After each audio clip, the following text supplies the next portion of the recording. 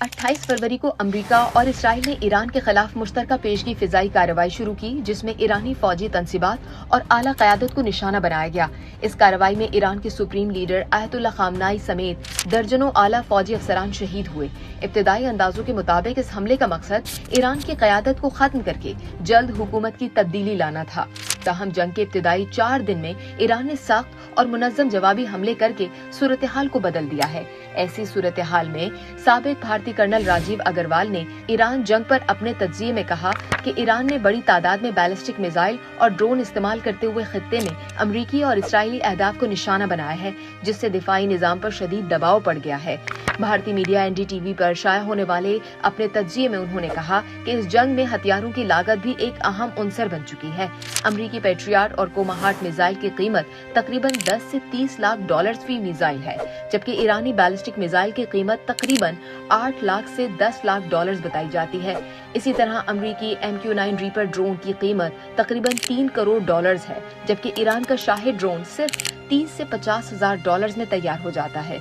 इस फर्क की वजह से अमेरिका और इसराइल को माली और अस्करी दोनों महाजों पर मुश्किलात का सामना है। रिपोर्ट्स के मुताबिक जंग के पहले 24 घंटों में अमेरिकी फौज को तकरीबन 779 मिलियन डॉलर का खर्च बर्दाश्त करना पड़ा, जबकि 3 दिन में ये लागत 1.24 अरब डॉलर तक पहुंच चुकी थी। साबिक भारतीय कर्नल राजीव अग्रवाल ने मजीद कहा कि जंगी इलाके में अमेरिका और इसराइल के पास पैट्रियट मिसाइलों की तादाद तकरीबन 600 से 800 के दरमियान है।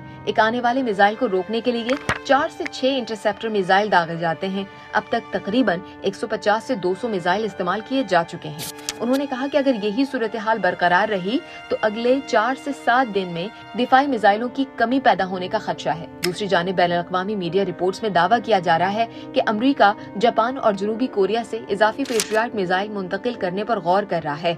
ईरान के पास कितने मिसाइल हैं? NDTV की खुसूसी रिपोर्ट में दावा किया गया कि ईरान के पास 20,000 से 50,000 तक मुख्तलिफ अक़साम के मिसाइल मौजूद हैं, जबकि हजारों ड्रोन भी उसके जखीरे में शामिल हैं। इसमें से कई हथियार पहाड़ों के अंदर ज़ेरे ज़मीन बनाए गए महफूज ठिकानों में रखे गए हैं, जहां तक फिजाई हमलों की रसाई मुश्किल है।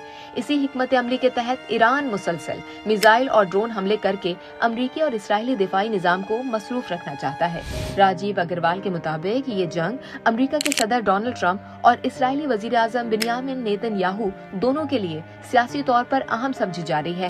दोनों रहनुमा इस साल अहम इंतखाबात और सियासी दबाव का सामना कर रहे हैं, इसीलिए किसी वाज़ेह कामयाबी के बगैर जंग का तवील होना उनकी सियासी पोजीशन को कमजोर कर सकता है।